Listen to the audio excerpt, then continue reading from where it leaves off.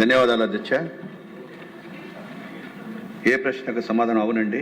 ఎచ్చర్ల నియోజకవర్గంలో Budagatlapalem fishing harbour పనుల అభివృద్ధి ప్రతిపాదనలకు సంబంధించి సవరించిన పరిపాలన మంజూరు ప్రభుత్వం యొక్క క్రియాశీలక పరిశీలనలో ఉంది.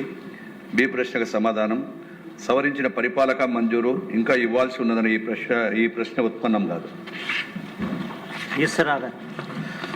ఏదైతే బుడగట్లపాలెం ఇది యొక్క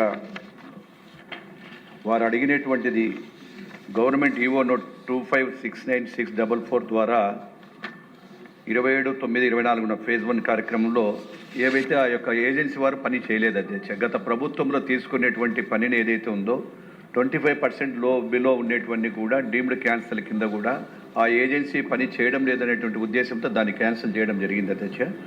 మళ్ళీ మా ప్రభుత్వం వచ్చిన తర్వాత కొత్తగా సాస్కి కింద 135 కోట్లతో రుణాన్ని అభ్యర్థించగా ఈ ప్రభుత్వాన్ని ఆర్థిక మంత్రిత్వ శాఖ దగ్గర ఉంది.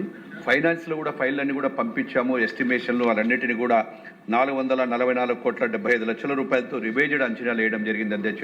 త్వరలోనే ఫైనాన్స్ క్లియరెన్స్ వస్తుంది. రాగానే వారి టెండర్లు కంప్లీట్ చేసి వాటిని కూడా త్వరలోనే పనులు మొదలు చేస్తామని చెప్పి కూడా మీ ద్వారా గౌరవ సభ్యులకు చెప్తున్నాను. గౌరవ సభ్యులు మేడం చెప్పి అడిగినట్టు కూడా అవి కూడా గవర్నమెంట్ పరిశీలనలో ఉన్నాయమ్మా, ప్రభుత్వ పరిశీలనలో. త్వరలోనే ఆ ఇన్ఫర్మేషన్ తోటి తెప్పించుకొని తమరికి కూడా ఇస్తాం.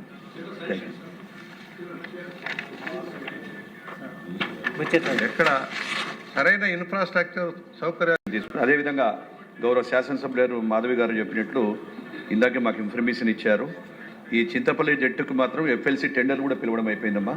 త్వరలోనే టెండర్లు పిలిచి ఓపెన్ చేసి వాటిని కూడా కంప్లీట్ చేస్తామని కూడా తెలియజేస్తాం. టెండర్లు కూడా అయిపోయింది. లేదు మా ఫిష్ ల్యాండింగ్ సెంటర్ అమ్మా